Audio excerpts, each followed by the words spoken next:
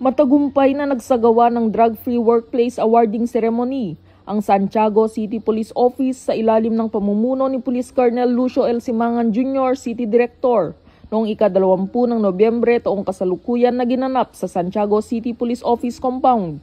Pinangunahan ng paggawad ni Investigation Agent 5 Armenio V. Guadja, Provincial Officer ng Quirino Provincial Office, PIDEA Region 2. Ang paggawad ng sertipiko ay bilang patunay na muling mapanatili ng tanggapan ang drug-free workplace. Dagdag nito, ito din ay bilang pagkilala sa patuloy na pagsunod ng Santiago City Police Office sa mga pamantayan ng Philippine Drug Enforcement Agency upang mapanatili ang isang disiplinado at drug-free na lugar ng trabaho.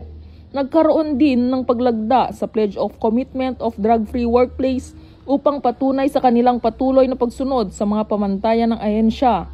Samantala, nasaksihan ng mga senior high school students ng Santiago City National High School na sa kasalukuyang magsasagawa ng kanilang work immersion program sa naturang police station ang programa.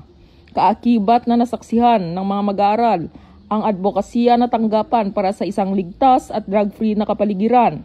Patuloy na isinusulong ng Senior Chief Petty Officer ang kaligtasan, disiplina at integridad ng serbisyo bilang bahagi ng pangako nito sa maayos at tapat na paglilingkod sa publiko. Mula dito sa Lambak ng Cagayan, ako ang inyong PNN Correspondent, Patrolwoman Ledesma, alagad ng batas, taga-taguyod ng Balitang Pulis.